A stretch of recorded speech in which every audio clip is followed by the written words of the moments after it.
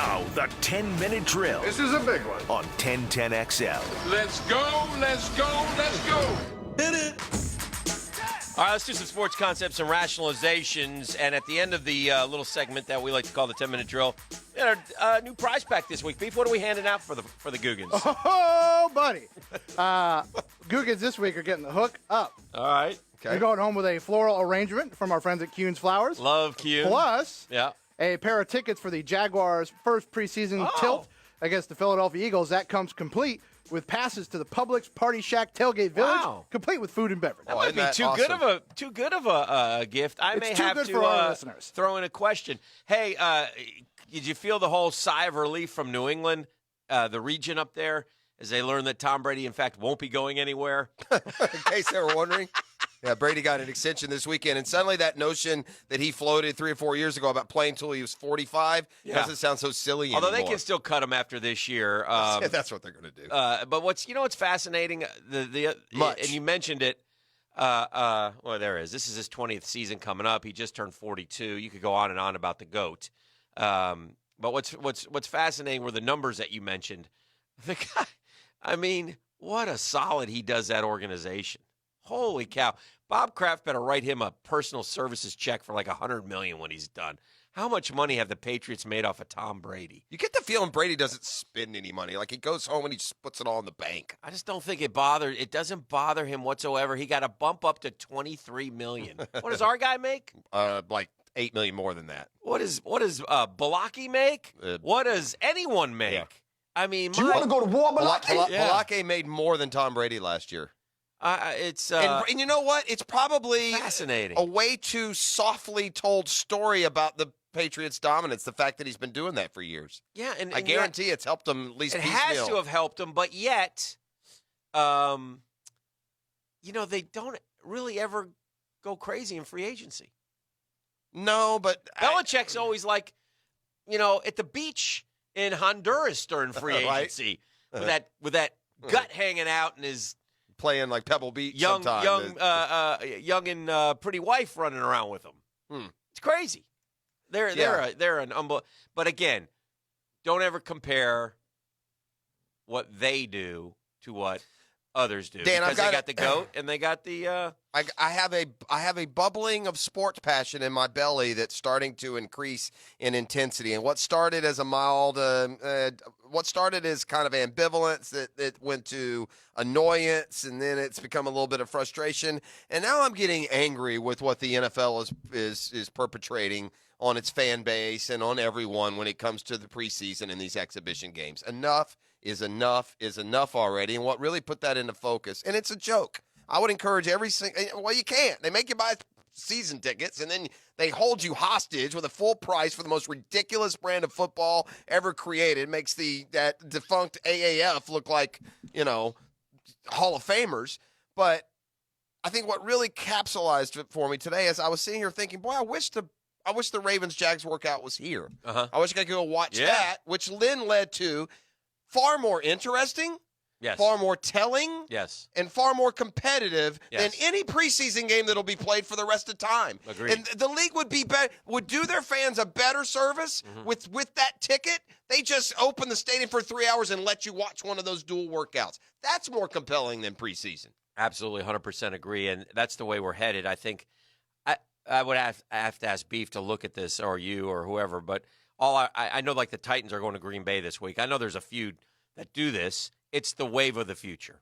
For sure. And some that's do why two different teams. That's why the NFL has been a bit proactive, and they should have done this a long time ago, but starting to suggest 18-game season because they know the preseason is about to get shrunk. You know what they should do? There are 4 this week. There are four duels, pairs doing joint practices. The Texans are in Green Bay. Yeah, the Rams are with the Raiders. Yes. The Jags are in Baltimore, and the Pats are in Detroit. And by the way, the Rams have already worked out with the Chargers, so that will be their second one. 7 more next week. Yeah. And then 2 in week 3. Yeah, so it's all happening. Yeah. It's great for the teams. The Jags, again, were on kind of the forefront of this a little bit, I think, with Dougie Marrone. And so this is the wave of the future. And when they eliminate the preseason game, they can still do this. And if you want to charge or whatever, or keep your Or revenue you know what, source going, or or do a solid and open it up for the fans. That would be nice as well. Well, or even if you don't do this, how about this for a league that is just so fat? They're like Caligula. This league. I mean, they just. Feed me grapes, right? Roger. And then at the end of the day, Grapes, Roger. At the end of the day, off of the sweat and hard work of the fan base, they want more. Mm-hmm. So how about this? How about you keep the preseason in its form, and you just open the stadium and let them come for free? Yeah. I mean, it's not that hard, and they wouldn't lose money. Still get their precious cash from the 8 million beers that are drank and the 40,000 parking spaces that are bought, but. How about not charging somebody $84 to watch the fourth string play for 45 minutes? Did you see Antonio Brown's feet? I was so beyond shocked. What did he do to those? It looked like Les Moss burned his feet so badly. It looked worse than that. This looked like some sort of dinosaur, rhinoceros. His feet look like they need to be peeled. The skin needs to be just peeled off. But it's like a hard peel too. You know what it looks like? Those they make these in Latin American countries. I don't think they make them, but they're like the pork ears, pig's ears. The porks that have that thick almost layer of skin skeleton. That's what Antonio Brown's feet look like. It is bizarre. I don't know how they got that way, and I don't know what you do to help them. But that looks like you can't play football for 10 years the way they look. Yeah, they're really really super disgusting. Did you watch? You don't watch this. I watched some. You did? I tell you what stole the show. You don't watch much of the Hall of Fame, but you did watch some? I did. It was long. Did they take away the moratorium on time limits? Because Maybe. some of these fellas went forever, and I flipped back and forth. There were times where I started one of the guys. Oh, by the way, shout out to the sculptor who finally got one right. Ed Reed. Yeah.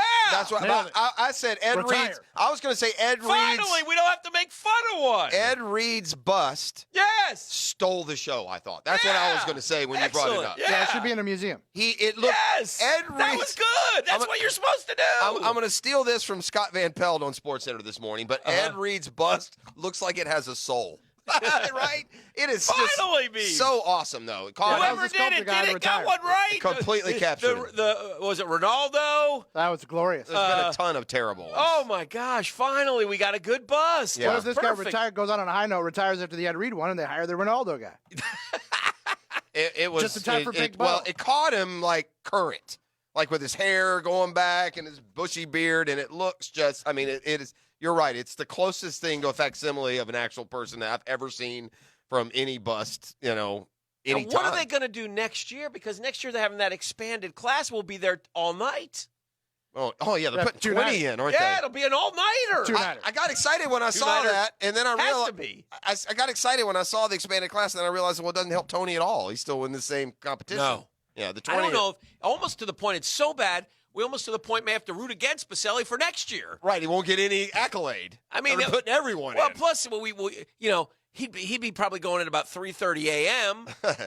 Ladies and gentlemen, for you 74 Jag fans left, and those two guys drunk, screaming in the front row. I'm guessing they're going to do something. Here's different. Tony Baselli. Yeah. It'll basically be the Bold City Brigade there on top of an RV. Yeah. If they're putting 20 people in, you can't just do it like they normally do. Got to be like a 3-nighter. Yeah, they get to just put a written statement How out. many did they do on Saturday night? 6, I think, or maybe 7. Was it 6? I don't know, something like that. And I think still find it didn't boring. see the late Pat Boland's family do it, but I think they just came out and waved, right? I believe so. I don't know. I'm not sure they did a speech. Maybe they did, and I missed it. I saw everybody should do that. Ty Law breaking down was memorable. Ty Law reminded me a little bit of Dawkins. Yeah. Folkestone's own Champ Bailey. It was fun. Rich McWhorter, our old friend, was up there. That was cool to see. So I was head coach happy. Head coach at Used to be, just County. retired. Yeah. So that was cool. Ed Reed was different for sure. And so each guy has their own flair, Story, and their own story, and I enjoy the stories. Are you surprised that Tony Gonzalez is considered and almost seems to I'd give it up by the time we got to Tony. Well, this is separate from his speech. Yes. But it's almost as if he's considered an Atlanta Falcon. And it seems like he would be more Chief than Falcon to me because he started there. But like when they were showing his montage, they had a Falcon logo behind him. Okay. I thought that was strange. All right, just one last item. And yes, sir. I hate to end, with a death knell, but yeah, Beef, you got taps in there for me? Oh dear. Yeah, I can. Yeah, we're going to lay to rest an institution here this morning. Okay. Yeah, it'll probably return, and maybe as soon as next year. But the Boston Red Sox are belly up and sinking to the bottom of the ocean. They hit the skids. And really, if I'm a Red Sox fan, I'm ticked. This team is good, man. Yeah. It is loaded with talent, and these guys can't do anything right. One thing about the Red Sox, they win those world championships now, which you'll take. Listen, as a Boston fan, you can't complain. However, if they tank badly, and they have fallen off the rails, man. They've lost 8 in a row. They got swept by the Yankees. The Rays and the Yankees both. They're like beat them. They're like Chris 15 Sale just forget how to pitch. I don't know. He started terrible, and then he pitched great for like 20 starts, and now he's terrible again. Yeah. The Red Sox David Price are not going to the postseason. I blame this on David Price and the Carmen. Just shut up and leave Eckersley out of the whole thing, and you worry about pitching. Let the broadcast crew worry about broadcasting, and I wonder if you could pinpoint to when David Price made this a whole big issue again about a month and a half ago, and it just seems like they're definitely not getting it going. I mean, they're beyond like your Mets Walking Dead. They're buried, completely buried. All right, that is the 10-minute drill. All right, Hick, give them a free line pass here to a. I think they may have prize package extraordinaire. I think they may have to say something to Beef. They may have to have the password. The password is Jaguar. No, caller number 3, 641-1010. Beef, one more time. We're giving tickets and Q Flowers. What do we got? Yeah, they're getting a floral arrangement from Q Flowers and a pair of tickets to the preseason home opener against the Eagles. That comes complete with passes to the Publix Party Shack Tailgate Village, complete with food and beverage. All I got to be is caller number 3 right now, 641-1010.